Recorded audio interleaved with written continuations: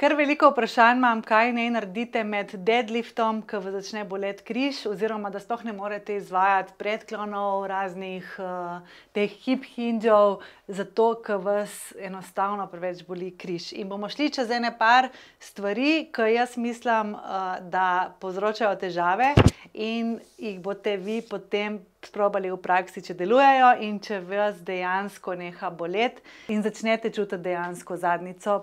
Torej, ko mi hočemo iti v predklon, zato da se hrbet ne ukrivi, bo križ prevzel delo, bo prevzel vso stabilizacijo in zato čutimo bolečino v križu. Okay?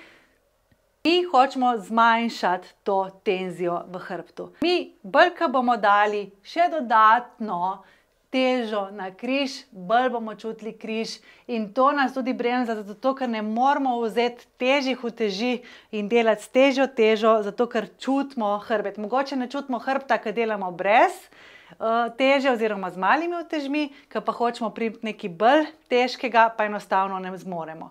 Zato gremo čez stvari, ki vam bodo pomagale pri temu, da boste lahko deadliftali, kakor se zagre. Hamstringe, za kar je tudi vaja namenjena. Torej, prva stvar, ki bi jo rada naslovila, je to, kako so nas vedno učili, da treba držati kolena na ven. Torej, ja, pri počepu to pride zelo prav, a ne? Ampak pri deadliftu pa to ne pride prav.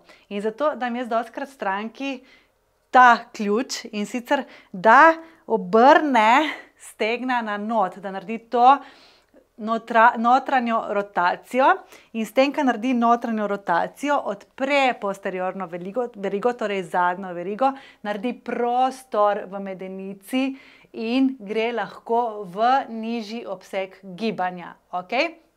Torej, stegna zarotiraš not in spustiš dol. Torej, ena stvar je, ki vidim pri ljudeh, je, da ko grejo v predklon, avtomatsko glava potuje nazaj. S tem damo ogromno teže na hrbet, zato moramo mi brado spustiti na prsnico in s tem, ko že gledamo dol v trebuh, bomo dali telesu znak, kaj more aktivirati, torej trebušne mišice, in s tem bomo razbremenili hrbet in s tem, ko bomo še obrnili stegna not, bomo naredili še prostor v medeničnem dnu in bomo šli lahko globje brez bolečin v križu. Torej, glava dol, aktivacija trebušnih mišic. Okay? Naslednja stvar, ki jo zelo pogosto vidim, je v težnji, da bi šli v predklon.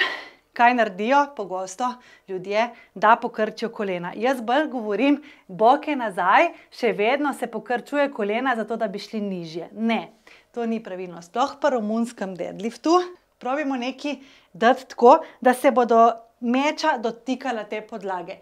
In s tem, ko se bodo meča dotikala ves čas te podlage, ne bomo mogli iti v počep, ampak bomo šli dejansko z boki nazaj, zato da dobimo to globino. Okay, torej, probite ta ključ, da enostavno, ko hočete iti v predklon, brado dol in da boke dajete nazaj, brez da bi se meča odlepila od te podlage. Okay? To je še ena stvar, ki zelo pomaga. In še ena stvar, ki mi delamo z utežmi, ki gremo, ali pa tudi brez, ki gremo dol, in z izdihom gor, kaj dosti ljudi naredi, vrže boke naprej in se nasloni na križ. Okay, torej, kaj hočemo narediti? Da, ko gremo z izdihom gor, da ostanemo v tem položaju, ko že mislimo, da smo preveč naprej. Jaz zdaj mislim, da sem v bistvu takole, pa nisem. Okay? Tako da poskušamo zaključiti gib tam, kjer mislimo, da smo že malo naprej. To smo v bistvu zravnani. In nikakor ne bokov naprej, ker bo šla vsa teža na hrbet, sploh, če imamo mi velike uteži v rokah. Okay?